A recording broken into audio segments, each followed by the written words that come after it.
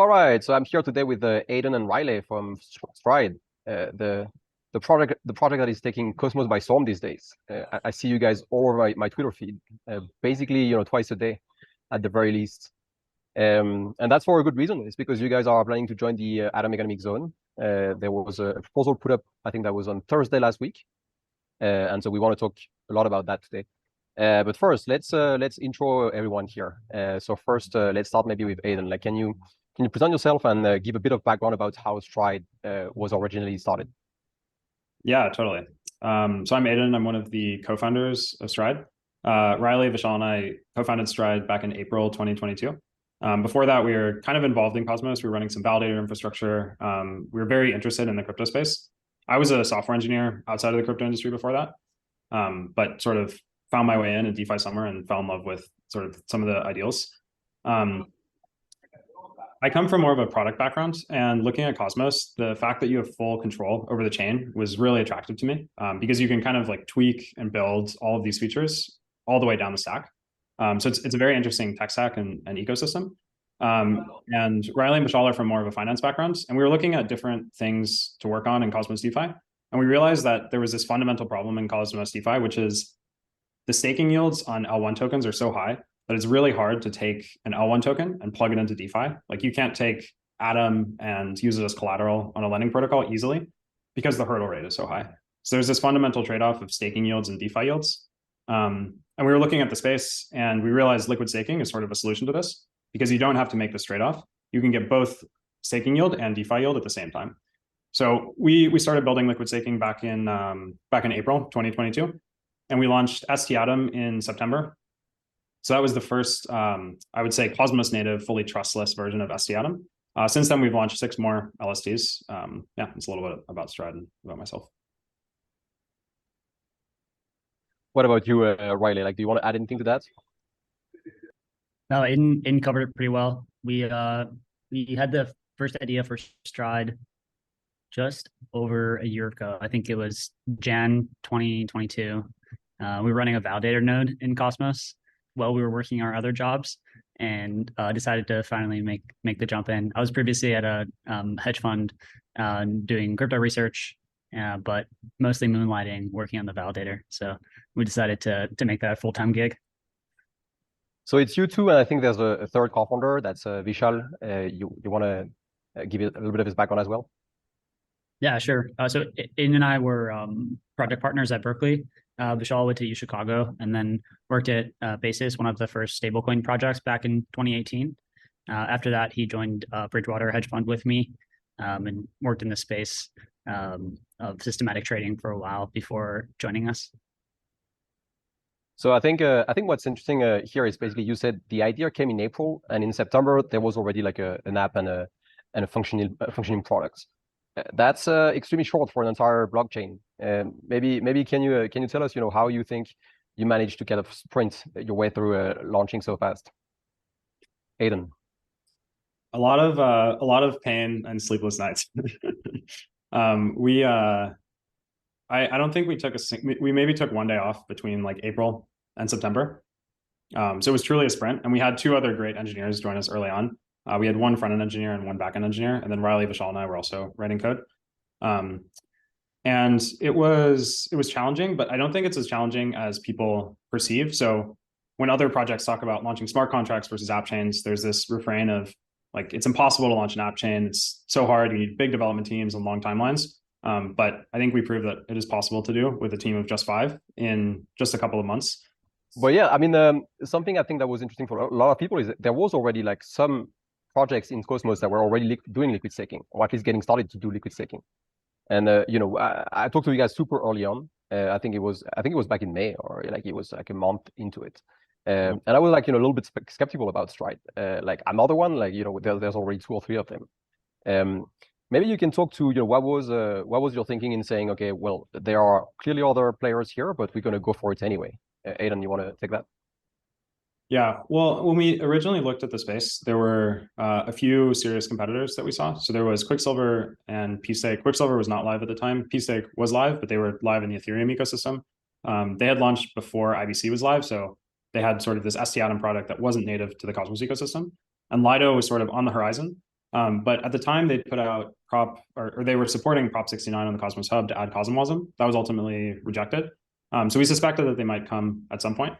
But the way that we saw it is, I think we had a really strong technical team, and we were pretty confident in our own ability to deliver a Cosmos chain.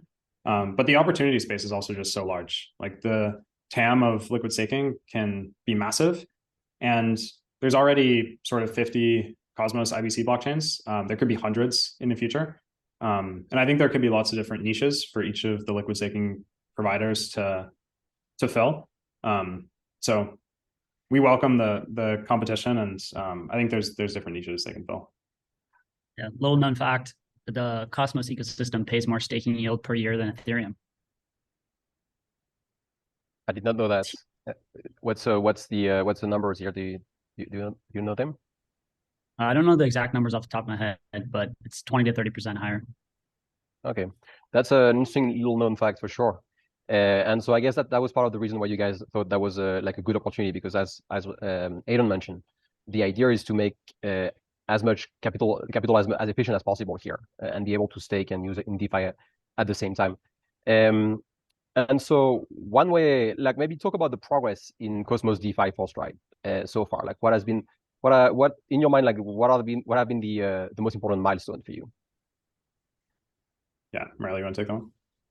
Yeah, sure. So we started with Osmosis, biggest DEX, and our thesis was in the beginning that liquidity on decentralized exchanges would be necessary before integrating with any other DeFi, because lending markets, stable coins, options protocols, any integration that uses collateral, ST Atom, needs an oracle to a deep liquidity pool through which it can liquidate if it needs to. So we started with Osmosis, incentivized it pretty heavily, and then it moved on to a few lending markets. So ST Atom is now used on UMI and on Mars. It'll shortly be used for a number of stablecoins as well. I think Kujira accepts it right now. It's live on a few other dexes: Shade, Forge, Astroport on Mars, on Terra, as well as Injective. And there's a number of projects coming. We have some stuff lined up with Quasar, but I won't talk about that here. But if you follow the Stride Twitter, you'll see a lot of talk about that in the next few weeks. How many projects is that in total right now? Do you have a sense of that? 10 or 15, maybe. There are a lot of smaller ones. How many do you think are you aiming for by the end of the year? We want 100% coverage of Cosmos DeFi. So it really depends on how many projects come to market. There are a number who are in their test nets and planning to launch, but sometimes Cosmos launches take longer than anticipated. So maybe optimistically 30 or 40. What about outside Cosmos? I think you guys mentioned when we first talked that there was ambition there as well. Yeah, there are two ways that Stride can interact with chains outside of Cosmos. The first is by exporting Cosmos native tokens to Arbitrum, to Ethereum, to Polkadot, to Kusama. And that's enabled through Axelar and through other interoperability projects like Composable Finance. And then those assets can be used in DEXs on the various chains that are not Cosmos native. Second way, which is a bit farther out, is using Axelar's general message passing to create liquid stake token versions for tokens that are outside of the Cosmos ecosystem. So you could imagine deploying a staking contract on a POS chain, maybe on Avalanche, and then Stride as a controller creates liquid staked AVAX and then can bring it back into Cosmos as an ICS 20 token to be compatible with Osmosis and with the rest of Cosmos DeFi. That's pretty far out, but it's on the roadmap. When you say far out, like that's where in the timeline does that fit? More or less, obviously, like I'm not asking for any commitment here. There's a demo contract of this from Squid that's working, but we're not prioritizing it until the second half of the year. Right. Yeah, it's just to give people, I guess, a sense of the market for Stride. Like I think people might see you as the ST Atom guys, but it's much broader than that. And I think the reason why I want to talk about these topics is obviously you guys have the ambition to become a hub consumer chain. So the hub community has to have the trust in Stride that the revenues, the output of this decision is going to be a positive one for the Cosmos Hub. And I think hearing you talk about, going and stake Avalanche and stake, BNB and all these other EVM chain that have very large TVL and very large market caps is something that is important. So Aiden, let's talk about the ICS proposal now that we're into it. Can you, at a very high level, like how do you guys structure this proposal? I think there's at least two parts to this. Maybe you can explain what they are and what are the objectives with each of the two. Definitely. So the Stride Foundation put up a proposal for Stride to adopt Interchain Security and join the Atom Economic Zone as the second ICS chain after Neutron. So the proposal is Stride would share 15% of its liquid staking rewards. So this is the 10% fee that Stride charges on tokens that are deposited. These rewards are accrued in the 7 different tokens that Stride supports. 15% of Stride staking rewards. So this is Stride inflation. 15% of TX fees and 15% of MEV. So this is what Stride is offering the hub. In exchange, Stride is asking for economic security from the hub through Interchain Security, as well as 450,000 Atom to be LP'd on Astroport on Neutron. Why Astroport on Neutron? Well, that we think will be the main DEX in the Atom Economic Zone. So if Neutron is an ICS chain and Astroport is built on Neutron, having the ST Atom pair on Neutron would be a public good for the rest of the ecosystem to facilitate trading, lending, and more generally a DeFi ecosystem owned by the hub. So for this to pass, both chains would have to agree to the proposal. The Stride community would have to vote on it and feel like they're getting a good deal. And the hub community would also have to vote on it and feel like they're getting a good deal.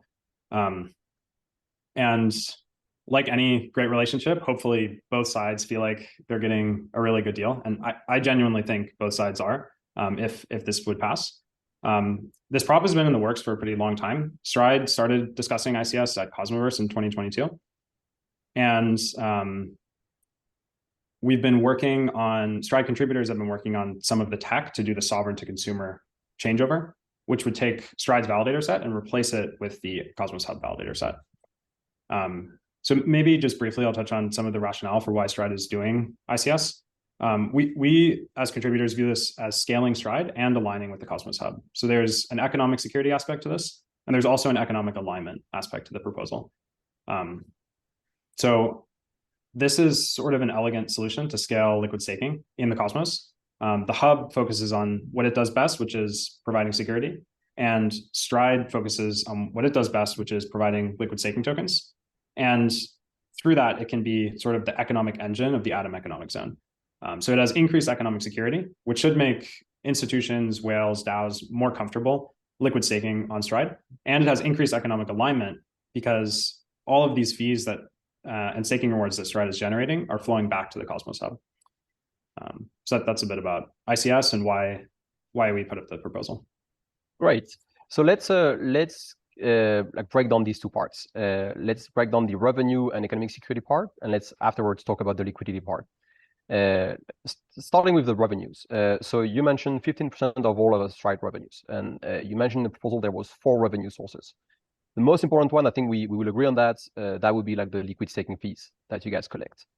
Can you give us a sense at the moment of what is Stride TVL and what this 15% would represent at the moment? Approximately, I don't know if you have the numbers in your head. And then for the other 3 revenue sources, maybe rank them in order, like which one is the most significant now and maybe in the future. I know you guys have talked about MEV and instant redemption, and this is not live yet. So obviously, like it's not something that is making money at the moment, but it's something that is expected to be a new revenue source in the future. So yeah, give us like a thorough background on that, and so people understand, like from liquid staking 101 kind of class. Yeah, definitely.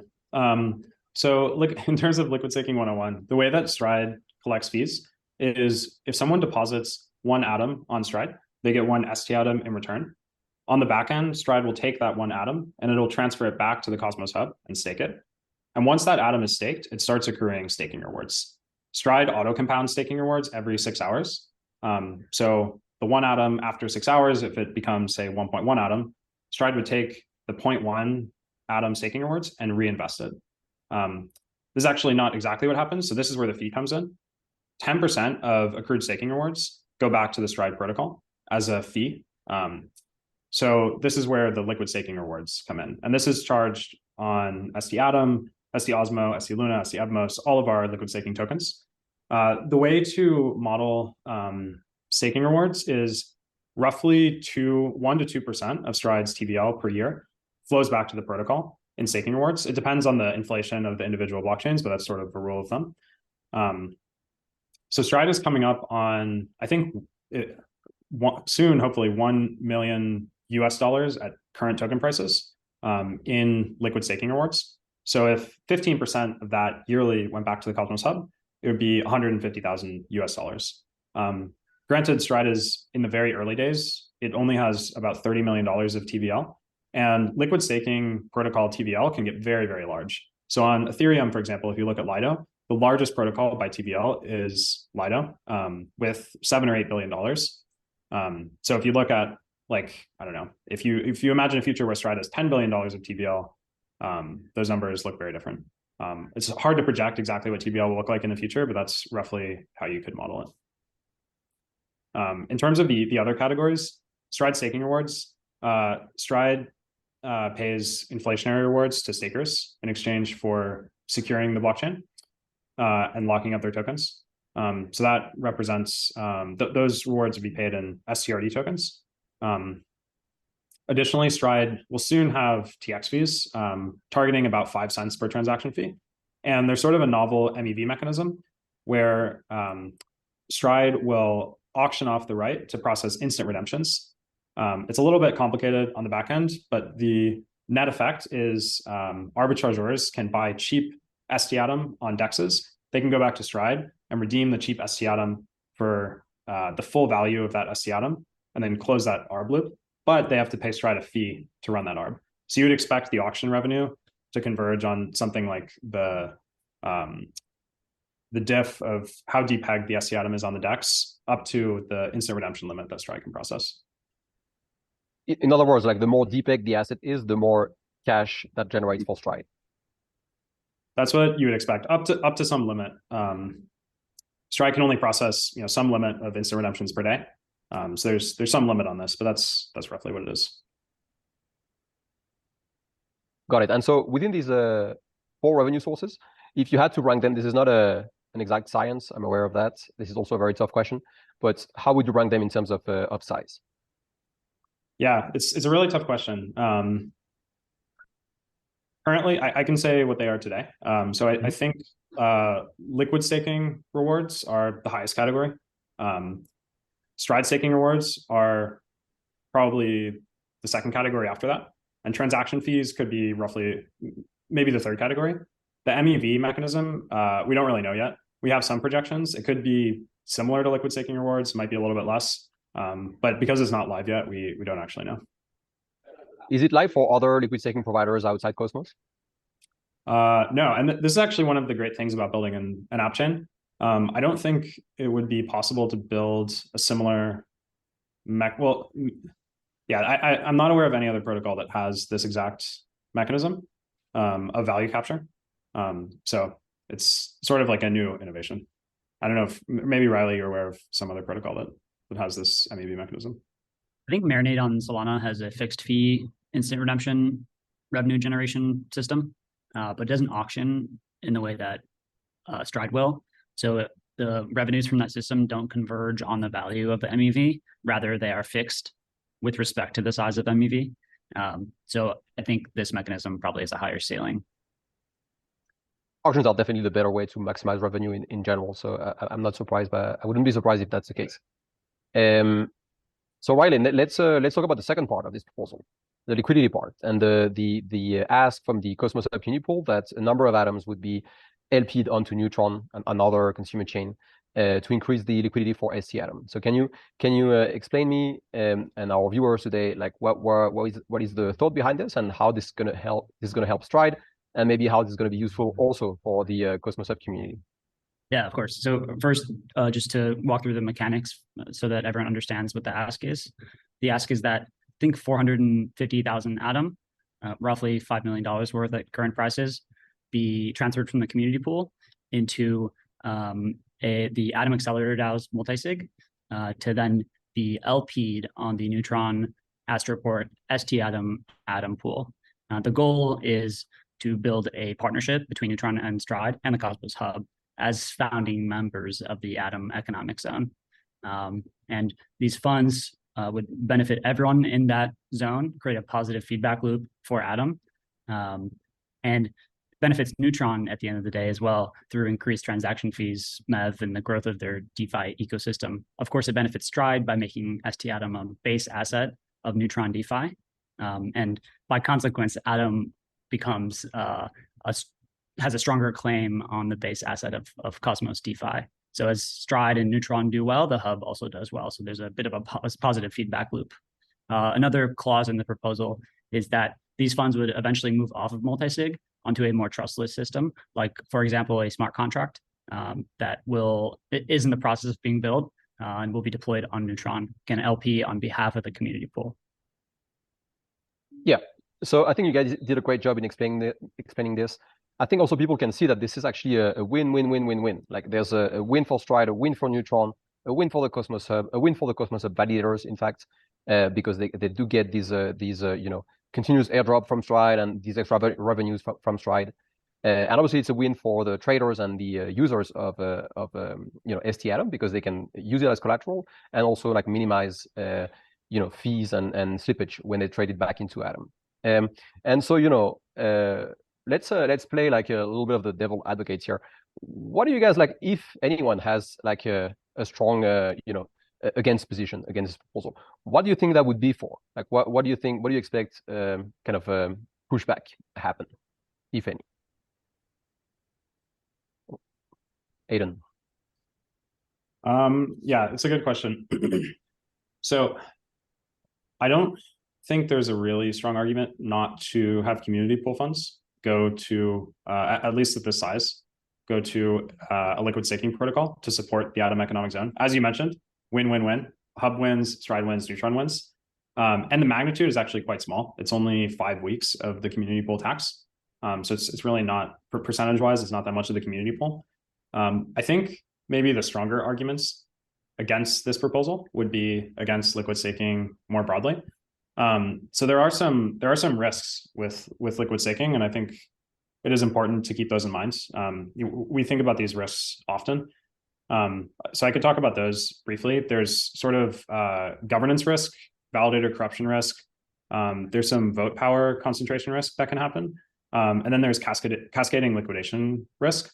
Some of these risks are being addressed in a proposal that Zaki recently put up around the LSM. But maybe at a high level, some people might argue that by bringing Stride into the Atom Economic Zone and enshrining liquid staking in this way, we could be accelerating sort of a risky DeFi protocol. Now, I have arguments against that as well on the other side, but I'll pause there. I'd say that that's maybe one risk that people might see bringing Stride into ICS. Yeah, I think that's one. I think we want to address that and talk about the liquid staking module, because interestingly, it's going to come more or less at the same time as the Stride proposal. So it's kind of going to be a vote on liquid staking in general this kind of next couple of months. I think to play devil advocate, I mean, people could argue about the value of the 15% and whether that's going to cover validator costs. I think from what you mentioned here, it seems like not only now but also in the future, like the expectation is that the maybe $500,000 to $1 million that it costs in horsepower, meaning in server costs for the Cosmos validators, will be largely covered by that. And at Informal, we want to actually release like revenue projection and cost projection, and therefore profitability projection for Cosmos validators before Strides before people actually have to vote on that, which should help. Obviously, these are projections, so it's more interesting as a way to think about it, as a methodology, as the assumption, rather than the number themselves, because they are very hard to predict. But I think that's going to be a help for a lot of people. And I think the other thing that people may talk about is whether Stride is using like the fact that they are leading the way, like actually pioneer of that, to kind of establish this kind of dominant position, which I think is like not a very grounded concern, because obviously any other liquid staking provider has the same option, right? Like the same thing that you guys do at the moment could be used by others. Riley, do you have any thought on that? What do you think is going to be the comments on the proposal when it goes on chain?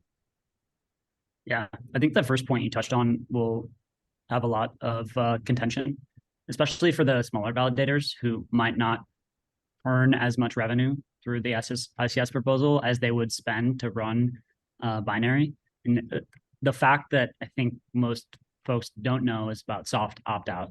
Have you explained this before, Thyborg, in one of these videos? No, you can briefly describe it if you want. I think that would be interesting. Yeah, the concept is that validators in the bottom of the set still earn ICS revenues, but they're not required to run an ICS binary. So they just run a Cosmos Hub binary. They still earn all the revenues from Stride, the 15% across the board, the 25% for neutrons, transaction fees, and MEV. The idea is to ease them in up until a point where they are large enough and those revenues are large enough to justify them running a node. I think you also have a proposal up to help subsidize their costs. Is that right? That's right. It's brand new. It was posted today on the forum. And the idea is basically to take all these revenues and essentially distribute a stipend to each Cosmos Hub validator before it is distributed according to stake. So making sure that everyone breaks even before anyone makes a profit on it. And that's another way Cosmos Hub, like smaller size Cosmos Hub validators, can basically, be confident that ICS will not push them out of the set. So that's for sure. I think there's several ideas that give them that insurance that this is going to work out for them as well.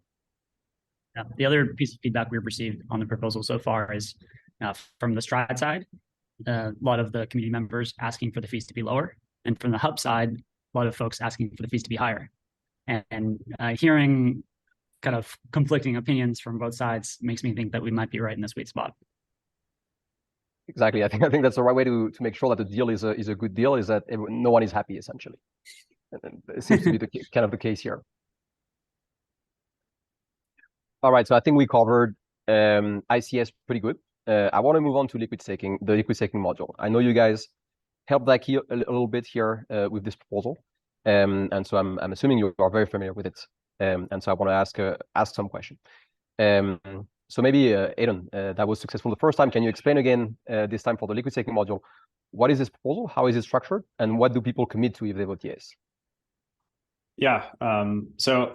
I think Zaki and Occlusion deserve most of the credit for this one. Zaki's been working on, and Occlusion have been working on LSM for, I think, about a year now.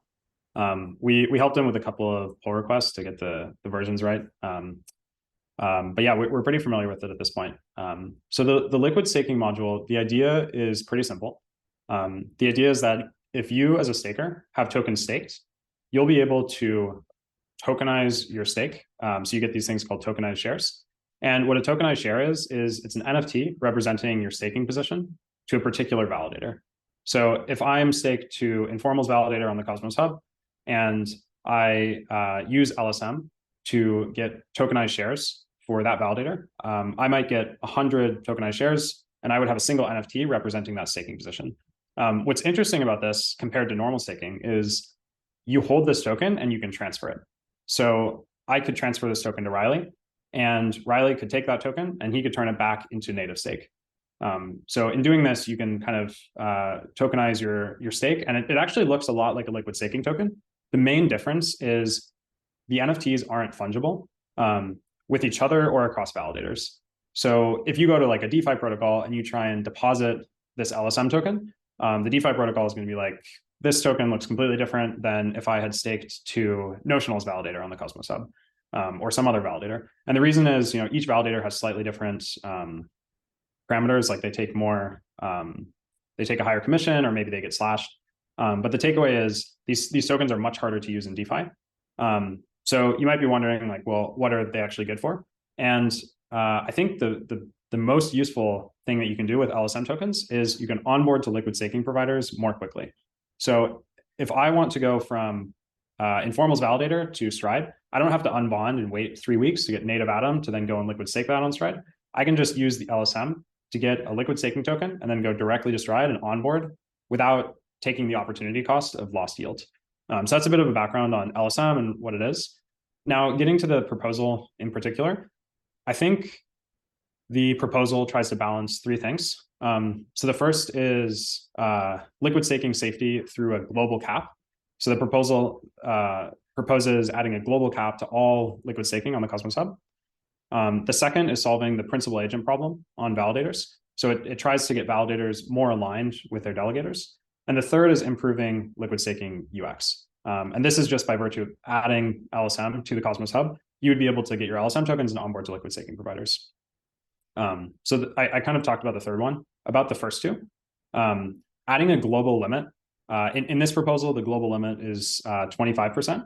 The idea being, even if liquid staking reached 25% of all delegations on the Cosmos Hub, it wouldn't be able to break any of the core proof of stake mechanisms. Liquid staking providers couldn't collude to halt the Cosmos Hub because you'd need 33% stake to do that. And the reason that 25% was chosen is because even if you had a 33% reduction in normal stake, not liquid staking providers, if 33% of normal stakers unbonded, that's the magnitude of the unbonding that you would need for the liquid staking providers to get 33% of stake. And this is, I don't think this has ever happened in the history of Cosmos, and Cosmos targets a 2/3 stake rate. So to imagine like 2/3 of normal stakers unbonding at the same time is, I think, pretty far-fetched. And the other thing that it introduces is this thing called the validator bond factor. So the validator bond factor means for liquid staking, for a validator to participate in liquid staking, they need to self-bond tokens. In the proposal, it's set to 250, meaning if a validator self-bonds one token, 250 of their delegator tokens can be used in liquid staking.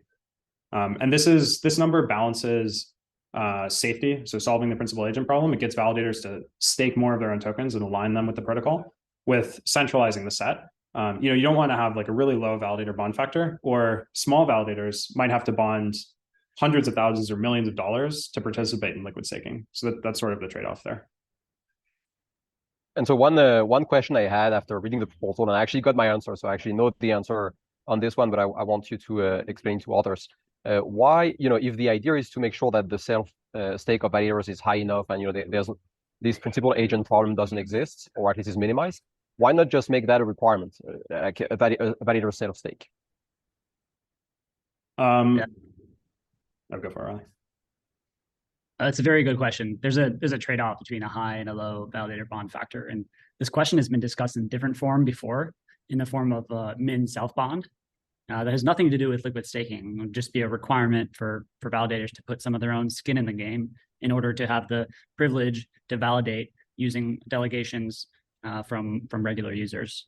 And the downside really is a centralization risk.